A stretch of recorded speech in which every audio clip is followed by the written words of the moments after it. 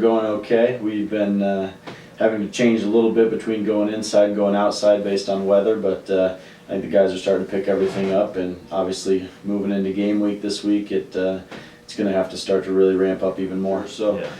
Nebraska Wesleyan, they recently joined the Iowa Athletic Conference, so they're in a tough league. They were picked in the preseason poll to finish 8th in their league, but they bring back 7 starters, 22 letter winners. They pretty formidable opponent. I mean, they beat teams last year that made regionals like Wartburg. So having to travel down to, we're actually going to be playing in Omaha at a Westside High School against those guys. So it's going to be a tough task for us here for this first opening weekend. But I think both programs are kind of in a similar situation right now with having a lot of seniors, a lot of young guys as well. So it's going to be a good opening weekend for us. The rest of the schedule, as far as the non-conference is concerned, we play at US Bank against Bethel, who just missed out on a regional last year, and then we travel down to Iowa to play both St. Olaf and Luther. We played Luther last year and split with them, another member of the Iowa Conference, and then St. Olaf, who's a tough squad as well, and then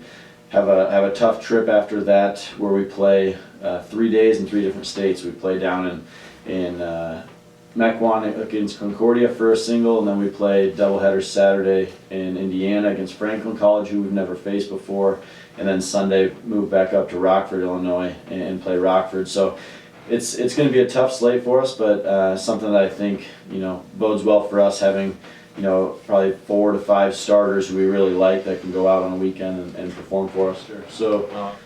Probably our biggest returners, one being Anthony Corrado. He was first team all UMAC selection last year as a utility guy.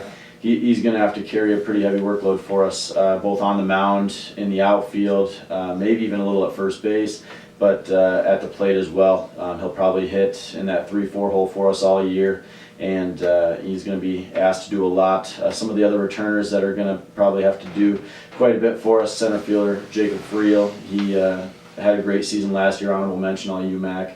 He'll probably command center field for us all year and probably hit the leadoff spot. And then another one, Peyton Kotwitz at first base, being kind of a pretty steady guy for us last couple of years.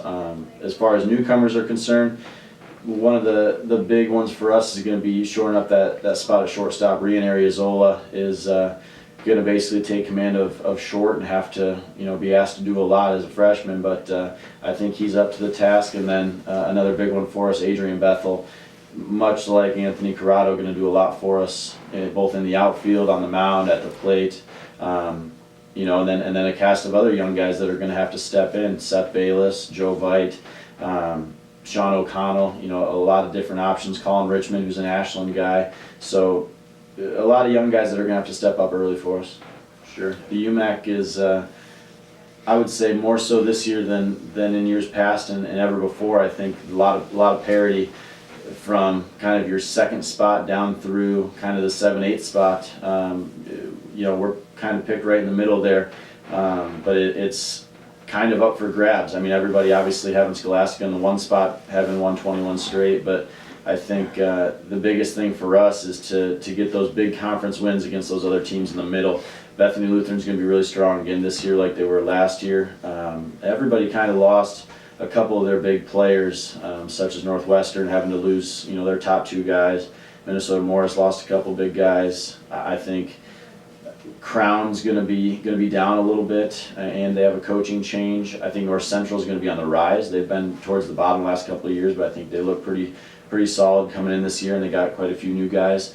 And then it's going to be us and Superior kind of in the mix as well. So I think the parity's there. I think that I like our chances and where we're at. It's just going to come down to some big conference weekends for us where we definitely can't drop 2. We have to at least find a split in some of those games.